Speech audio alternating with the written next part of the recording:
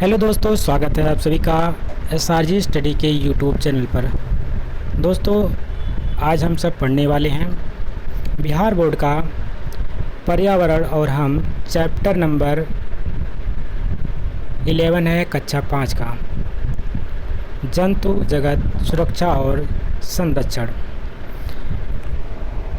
Video शुरू करने से पहले यदि आप चैनल पर नए हैं तो चैनल को सब्सक्राइब कर लीजिएगा। वीडियो अगर पसंद आएगी तो उसको लाइक करिएगा और ज़्यादा से ज़्यादा शेयर करिएगा। आइए वीडियो की शुरुआत करते हैं। एक कहानी। सिद्धार्थ बगीचे में रंग बिरंगे फूलों और पक्षियों को देखकर खुश हो रहा था। अचानक एक हंस उसके सामने आ गिरा। उसे एक तीर लगा था और उसके शरीर में खून बह रहा था। घायल हंस को सिद्धार्थ ने धीरे से उठा लिया। सिद्धार्थ ने उसके शरीर से तीर निकाल दिया और उसके घाव को पानी से धोया। उसने अपने कपड़े को फाड़कर हंस के घाव को मरहम पट्टी की। उसी बीच उसका चचेरा भाई देवदत्त तीर धनुष लिए आ धमका। देवदत्त ने कहा, तुम मेरे हंस को छोड़ दो या हंस मुझे दे दो, मैंने उसे तीर से गिराया है। सिद्धार्थ ने कहा। देवदत्त को हंस देने से इनकार कर दिया। सिद्धार्थ ने कहा, ऐसा करो, हम लोग राज दरबार में चलते हैं, वहीं इसका फैसला हो जाएगा। देवदत्त ने कहा, चलो राज दरबार, हंस तो मेरा ही है, फैसला मेरे ही हक में आएगा। कुछ प्रश्न यहाँ पे बनेंगे, जैसे कि आप बताइए कि यह हंस किसे मिलना चाहिए और क्यों। अभी सब लोग राज दरबार में पहुँचते हैं, वहाँ पे क्या बातें होती है उसके बारे में बताया गया। सिद्धार्थ राज दरबार में हंस लिए पहुँचा और देवदत्त तीर धनुष लिए। राजा ने पूछा, क्या बात है, तुम लोग यहाँ क्यों आए हो? देवदत्त ने कहा, सिद्धार्थ ने मेरा हंस ले लिया है, मैंने इसे तीर से मारकर गिराया था। सिद्धार्थ ने कहा, महाराज, मैंने घायल पड़े हंस को बचाया है। महाराज शुद्धोधन ने कहा, यह प्रश्न यह है कि किसी की जान बचाना अच्छा है या जान लेना? मंत्रीगण एक स्वर में बोले, जान बचाना। महाराज ने न्याय किया। सिद्धार्थ ने हंस की जान बचाई और इसलिए हंस सिद्धार्थ को दे दिया जाए। सिद्धार्थ और देवदत्त में से कौन महान था और क्यों, इसके बारे में लिखना है। क्या आपने कभी किसी जंतु की जान बचाई है? तो कैसे, इसके बारे में लिखेंगे। अगर नहीं बचाई तो छोड़ देना है। जंतु आधारित जीविका। जंतु आधारित कुछ लोगों की जीविकाएं भी होती हैं, जैसे कि कुछ यहाँ पे देख पा रहे होंगे, नाव पे मछली पकड़ते हुए दिखाई दे रहा है, जाल फेंकते हुए मछुआरे हैं। कुछ लोग जीव जंतुओं को मारकर अपनी जीविका चलाते हैं, जैसे मछुआरा मछली पकड़ता है, मारता है। क्या ऐसा करना उचित है? अपना विचार लिखिए। सपेरा अपनी जीविका चलाने के लिए क्या करता है, आपको पता है, पकड़ता है सांपों को और खेल दिखाता है। क्या उसे ऐसा करना चाहिए? हमने देखा कि सपेरा सांप को पालकर अपनी जीविका चलाता है। क्या आप भी किसी पशु पक्षी को पालते हैं? उसका ध्यान रख सकते हैं। जिन जंतुओं को पाला जाता है उनकी सूची बताइए। आप कौन कौन से जंतु को पाल सकते हैं, उनकी सूची बना सकते हैं। यहाँ पे जंतु को क्यों पाला जाता है, अपने साथियों से चर्चा करके तालिका में जानकारी भरिए। जंतु के नाम लिखिए, पालने के कारण लिखिए। जैसे कि कुत्ता किस लिए पालते हैं? पहरेदारी के लिए। तोता लोग कुछ लोग पालते हैं, किस लिए पालते हैं? कुछ लोग का शौक़ होता है, कुछ लोग ऐसे ही। बिल्ली लोग पालने का शौक़ रखते हैं, घोड़े होते हैं पालने का शौक़ रखते हैं। कुछ लोग का अपनी मजबूरी होती है, अपने रोजी रोटी के लिए पालते हैं, कुछ तो ऐसे ही शौक़ में पालते हैं, जिसके बारे में आप लिख सकते हैं। आइए आगे पढ़ते हैं हम लोग। बबली ने पाला तोता। बबली एक लड़की है, उसने क्या पाला है? तोता। बबली ने एक तोता पाला है, उसका नाम रखा है सुगनी। क्या रखा है? उसका नाम सुगनी रखा। वह उसे एक सुंदर पिंजरे में रखती है। वह उसे प्रतिदिन खाने के लिए दाना पानी देती है।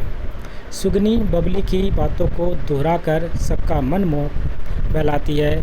बबली को यह सब अच्छा लगता है। बबली जब स्कूल से पढ़कर आती है तो सुगनी शोर मचाने लगती है। बबली आ गई। अचानक एक दिन सुगनी बीमार पड़ गई। खाना बंद, शोर मचाना बंद, बिल्कुल सुस्त पड़ी रहती थी। बबली उसे जानवरों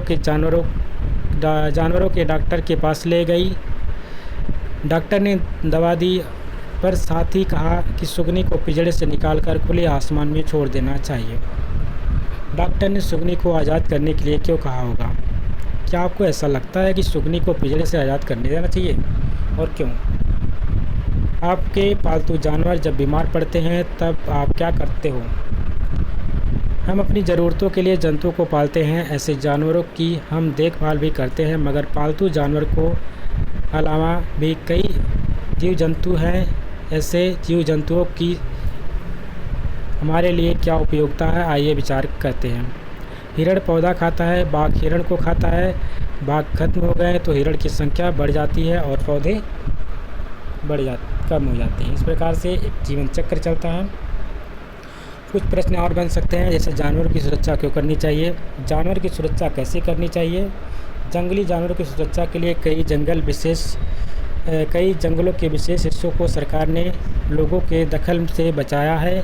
उन्हें अभयारण्य कहते हैं। तो आपने नाम भी सुने होंगे, कई अभयारण्य होते हैं। बांदीपुर राष्ट्रीय अभयारण्य। इस प्रकार से जहाँ पे जो चीज़ें संरक्षित रहती हैं उनमें कोई दखल नहीं दे सकता, उसको हम अभयारण्य का रोक दिया जाता है। ऐसे अभयारण्य बिहार में पश्चिमी चंपारण तथा बेगूसराय में हैं। आपको ध्यान में रखना है, बिहार का पश्चिमी चंपारण में आपको इस प्रकार के अभयारण्य देखने को मिलेंगे और बेगूसराय में। तो ये दो इम्पोर्टेंट नाम है। और बहुत इंपॉर्टेंट क्वेश्चन आपके लिए आने वाला है, तेंदुआ और गुलाबी सिर का बत्तख। जंगल में तरह तरह के जीव जंतु पाए जाते हैं जो कि भोजन या आवास आदि के लिए एक दूसरे पर निर्भर हैं। जंगल जैसे जैसे खत्म किए जा रहे हैं वैसे वैसे वहाँ के जीव भी कम होते जा रहे हैं। कई जीव जंतु जो हमारे जंगलों में पाए जाते थे आज नहीं हैं, उनकी संख्या बहुत कम हो चुकी है। उदाहरण के लिए तेंदुआ और गुलाबी सिर वाला बत्तख जो लगभग खत्म ही हो चुका है। आप देख पा रहे हो चित्र में तेंदुआ ये है और गुलाबी सिर वाला बत्तख आपको यहाँ पे दिखाई दे रहा है। आपके आसपास में कौन से जंतु दिखते थे, उनकी सूची बनाइए अपने शिक्षक, दादा दादी, माँ बाबूजी से पूछकर। इस सूची में किस जंतु को आपने बहुत कम बार देखा है, ऐसा क्यों? ऐसे जानवर के लिए आप क्या करना चाहेंगे? ज़रा सोचिए, अगर धरती से सारे जानवर खत्म हो जाए तो क्या होगा? क्या आप जानते हैं, आपने खेजड़ी गांव की अमृता की कहानी पढ़ी होगी। वह बिश्नोई समुदाय की थी। बिश्नोई समुदाय के लोग परंपरागत रूप से जीव जंतु का संरक्षण करते हैं। बिश्नोई राजस्थान की एक जनजाति है। बिश्नोई का अर्थ होता है 29। ठीक है, बिश्नोई का अर्थ क्या होता है? 29 होता है। और उनके गुरु जम्भा जी के कहे अनुसार बिश्नोई लोगों ने 29 बातों को अपनाया जिससे जीव जंतुओं की देखभाल करना प्रमुख था। ये प्रकृति प्रेमी होते हैं, वन तथा वन्य प्राणियों की सुरक्षा करते हैं, करते करते अपनी जान तक भी दे देते हैं। ये जलवान के लिए हरे भरे पेड़ों को काटकर इस्तेमाल में नहीं लाते हैं, सिर्फ सूखे घास सूखी लकड़ी को जलवान के लिए इस्तेमाल करते हैं। इनके इलाके में कई जानवर जैसे केचिंकारा, जिसको हम धारीदार हिरण कहते हैं, सांबर तथा काले सांड आज़ाद घूमते देखे जा सकते हैं। बिश्नोई लोग जंतुओं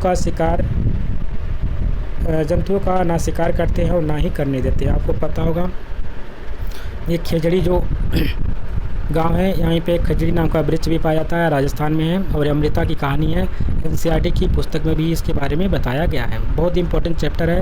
एक प्रश्न आपके यहाँ से प्रश्न हो सकता है, बन सकता है, आप ध्यानपूर्वक इसको पढ़ेंगे। बिश्नोई समाज के बारे में, बिश्नोई का अर्थ क्या होता है? 29 होता है। और जो उनके गुरु जी थे, बिश्नोई के 29 के बातों को बताया था जिसको अपना करके जीव जंतुओं की देखभाल इसमें करना एक प्रमुख बात के अंतर्गत आता है। जो बिश्नोई समाज के लोग होते थे प्रकृति प्रेमी होते थे। ये ना तो जंगलों को काटते थे, ना शिकार करते थे, ना किसी को शिकार करने देते थे।